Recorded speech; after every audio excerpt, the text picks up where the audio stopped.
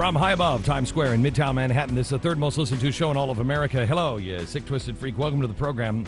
I saw an article in Forbes magazine a few days ago from Dinesh D'Souza, an extraordinarily bright man, an extraordinarily,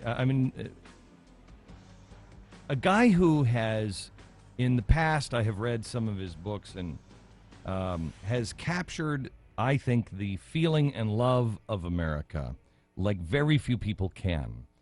And I'm reading this article from him in Forbes magazine, and quite honestly, I'm reading it and going, yes, thank you, yes, somebody really gets it and has a better handle on it than I think anybody else out there.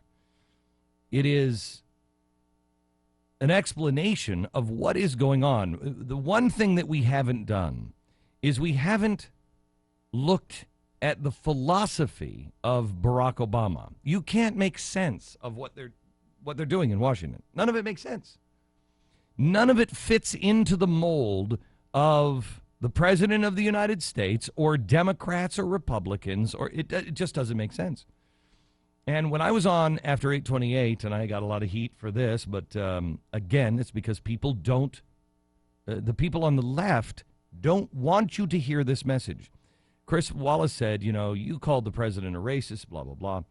And I said, poorly stated, and almost, I don't remember what exactly I said to him, but almost infantile in its understanding of the president. I couldn't figure out what the president was doing, and I missed the fact because I hadn't really looked into him. It becomes almost an illusion of racism. And it's not racism. It's anti-colonialism. It is it's liberation theology, which is also in a way anti-colonialism. It's Marxism in its roots. And when you understand these things, all of a sudden everything makes sense. When you understand, and we did this how long ago? 8 months ago on television, his grandfather and his father. When you understand what they were doing, you all of a sudden can see Barack Obama and where he's going. Well, Dinesh D'Souza has a book out, The Roots of Obama's Rage. And if it is anything, I haven't read it yet, and Dinesh is here with us. Hi, Dinesh. How are you, sir? Hey, Glenn. Good to be on the show. Good to be with you. Pat and I, Pat read this article. We were carpooling the other day, and he read it out loud. And we were going back and forth, and we just kept looking at each other going, yes! Thank you, Dinesh. Is this what the whole book is about? It is. Okay. The article is a little escargot. It's a little appetizer for the book, but there's just so much more in the book.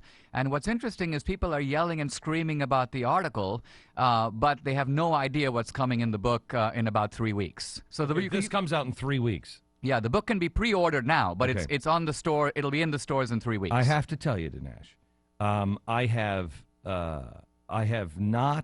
read a couple of books about Barack Obama, and I don't ever finish them because they never get it right. I can guarantee you I will finish this book because you're on it. You are on it. Well, it's my world. See, the thing is, I'm an immigrant to America. I grew up in India, and as a young boy, anti-colonialism was in the air. My father, my grandfather, India became independent from the British in 1947.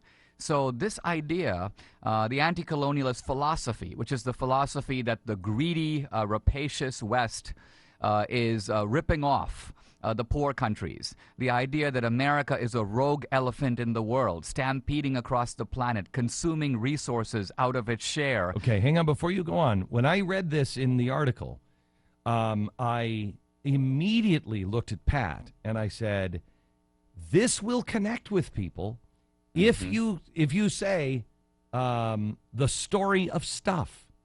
The left, have you seen the story of stuff? The left has done the story of stuff. And we went over that like 18 months ago, that America is consuming all of the world's resources, that America has stolen things from other countries. So this is not first of all, will you deny the birther thing?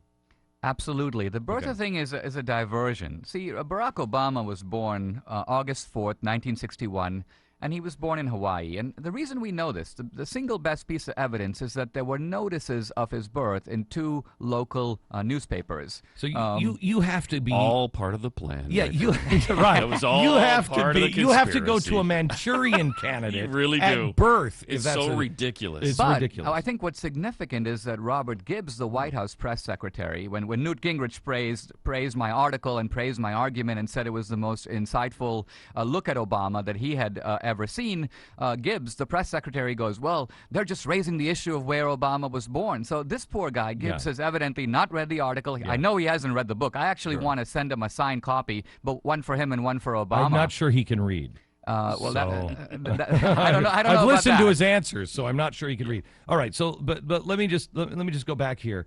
This has nothing to do with birthers or anything else. This doesn't have anything to do with race, and that's why I said my comment about a year and a half ago was infantile on its understanding of Obama, because that's your gut that says, wait a minute, it's about race. No, it's not. It's not about race. It is about colonialism, which is still the message of the left, that America is stealing the resources of the rest of the world. Yeah, the problem with the race theory, and the problem with so many theories about Obama, is we all look at Obama and we try to, in a sense, project American history onto him. Yes. This is done on the right, it's done on the left, but we're ignoring Obama's own history. So what's interesting is all these people yell and scream, Maureen Dowd in today's New York Times yelling and screaming, implying that this is some sort of race argument, and saying, where does Dinesh get all this crazy stuff? And the answer is, I'm getting it from Obama. An interesting way to get at this is to ask, what is Obama's dream? Is it the American dream? Is it Martin Luther King's dream? And the beauty is we don't have to guess. Obama tells us himself in his book. You pick it up, Dreams from My Father. Hang on just a second. Dreams from my father, not dreams of my father. Dreams from my father. Which means Critical. right, I'm not writing about my father's dreams. I'm writing about the dream I got from my father. And who was Barack Obama Sr.? Once we look at this, and once we look a little more closely at him, and some of the things he's written, by the way, which are not well known. He wrote an interesting article in the East Africa Journal in 1965 about African socialism. He lays out a bunch of themes. He talks, for example, about what's the ideal rate of taxation. What is the highest permissible rate of taxation? You're going to love this, America. And he comes to an interesting conclusion, 100%. Now, 100% taxation. Now, you might say, well, this is crazy. What rational person? But look at the anti-colonialist premise. The anti-colonialist premise is that the rich guys got rich by ripping off the poor. So, Glenn, if I got rich by coming to your house and stealing your furniture, what tax rate should be put on me? It's not my stuff. I've taken it from you unjustly, so no limit to you can come and Because get I it can- all back. Right. Now, listen, if you want to look at Barack Obama and make sense of his policies, you cannot. For instance, last week, the federal government okayed $1 billion loan to Mexico to drill for oil in the Gulf, where we've stopped drilling. Why are we loaning them $1 billion to drill where we can't? Deep sea, I told you about this about 5 months ago. We've made a gigantic loan to Brazil so they can go and do deep sea drilling off the coast of Brazil. What was it, twice as deep as what we had a problem with, and we shut down all of our oil rigs? Now, why would we take our money and give it to Brazil and give it to Mexico to do the things that that a president is telling us is too dangerous for the environment to do?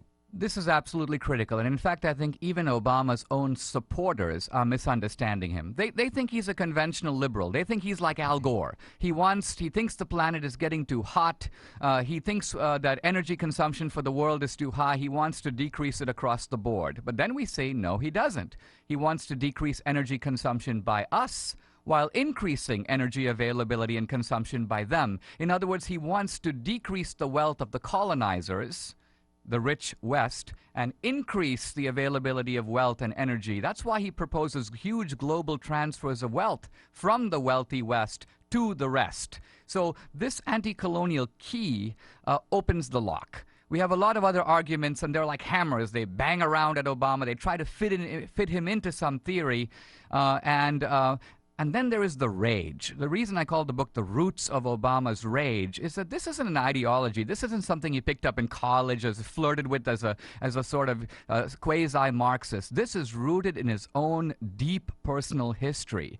He's a little bit like the guy in the Schwarzenegger movie who comes home and his whole family has been massacred, and he becomes a man on a mission. He's got to go back. He's got to settle scores. This is Barack Obama. I have to tell you, this is the point that we made when we stumbled on Grandpa being kept in a British prison camp, and then Grandma telling Barack, this is the story in anti-colonial. So you see, wait a minute, Grandpa was put into a camp for a while because of the British.